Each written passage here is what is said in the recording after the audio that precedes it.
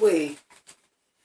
Hey YouTube, it's your girl Jimmy Pynk. Hello to my pink ladies and my T-birds, and welcome to the 12th day of the Hunt for Pink October, where I wear pink every day and do a video every day for 31 days for the month of October for breast cancer awareness. Now, let's get up in this gig real quick.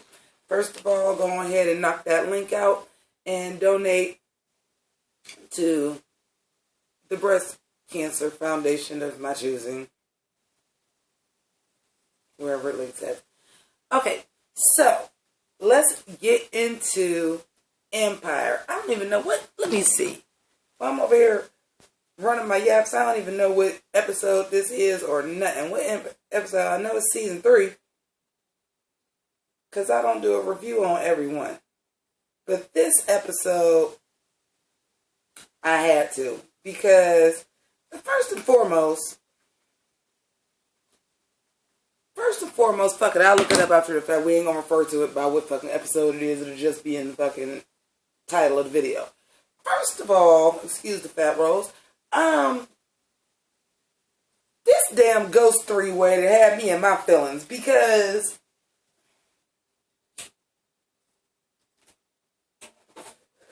how in the entire hell, like, I know he has mental problems, I get that, but if it wasn't enough of a face crack to begin with, that all of a sudden now Dre won't Nessa, the fact that, like, he about to get into it and then he stops and realizes, like, I can't do it, you know, I just lost my wife. She even says, I understand. Then you start visualizing Rhonda, and I'm thinking, okay, maybe even that, like, he gonna bang the girl because he thinking about his wife. But when that shit was like, we'll do it together, and they then did some old poltergeist Ouija board shit,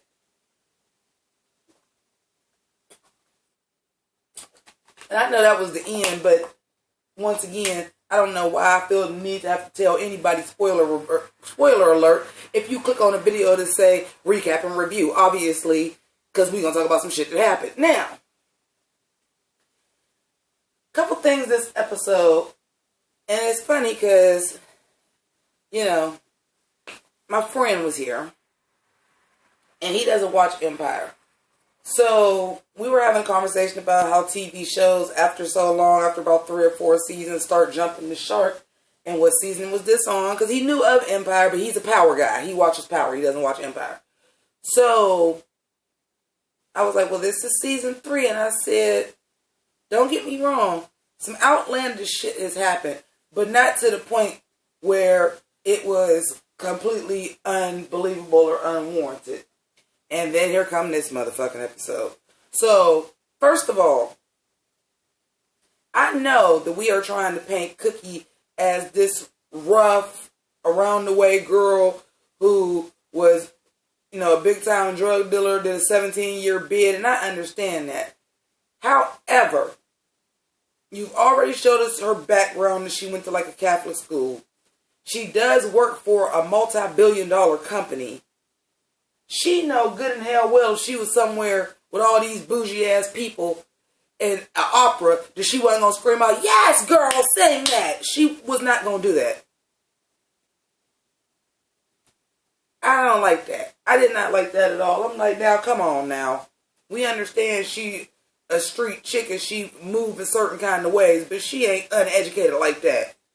Cut it out. The other thing was, that I found to be unbelievable, was the fact that they was able to get Frida Gatz out of prison that easily.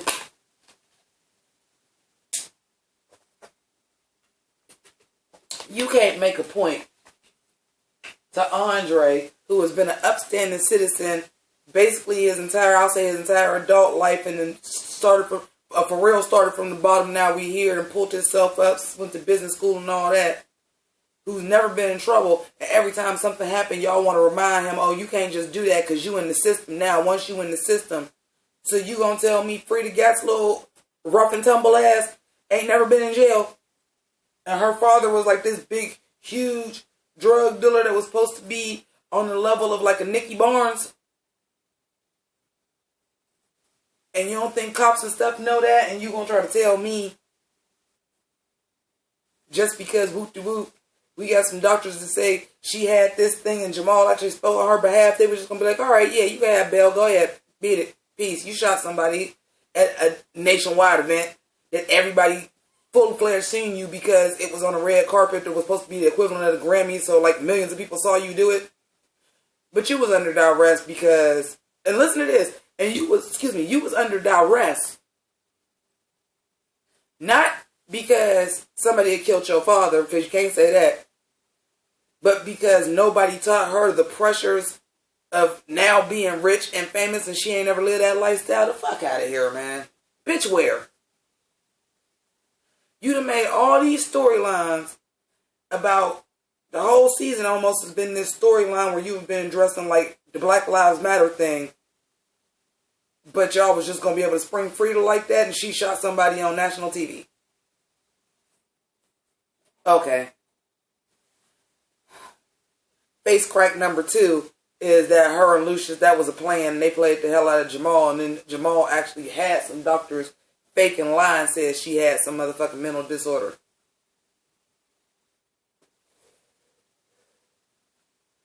That was shocking. I ain't gonna lie. Like, I had on my face when that happened. But once again, that's not the unbelievable thing that Lucius and Frida got her ass beat just to get her, maybe to a doctor that's sitting in prison or something like that. That's not so unbelievable, because if Lucius is supposed to be able to move the way he is as his character and what they have built him to be, that's not so difficult.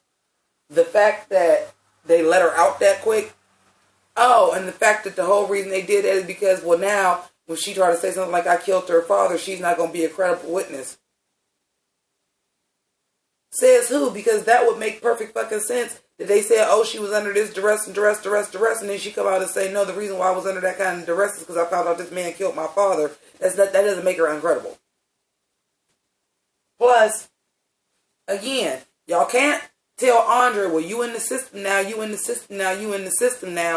and make like they ain't trying to get your ass as is. And if she came out and said, yeah, they killed my father, they wouldn't actually look into that shit. On top of the fact that because you murdered Bunky and they already looked into you for murders before. Come on. Y'all getting real far-fetched.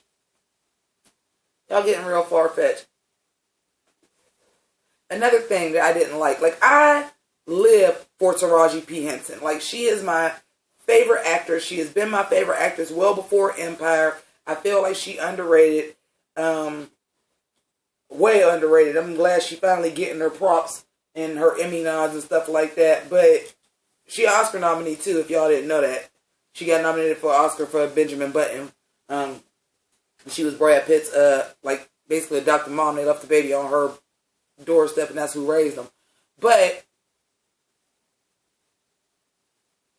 y'all are now starting to push that she is this hood rat way, way, way too much. Like, yes, people that are that age, you have 3 kids, you have been in prison for 17 years, you are probably going to be to a certain point how she is. And in the first 2 seasons, I was like, I feel it. Like, yeah, you would be somebody, but like, now I done tried to come back into y'all lives and haul off, and your baby son called you a bitch, and you hauled off and picked the broom and beat his ass. Believable ghetto. The fact that you came into this company and even that was always far-fetched to me. I'm like, this chick is still a prisoner. And y'all gonna be like, no, y'all both need to be CEO. But she good at that. And she do her thing. And obviously she know the music. And obviously she know the business. And obviously she is the one that taught Lucius the business, really. But you dating this man that's a politician. And he's cut from a different cloth. He's not super hood. But he working with the young black youth. And he doing all these programs. And he's a politician. Certain type of dude.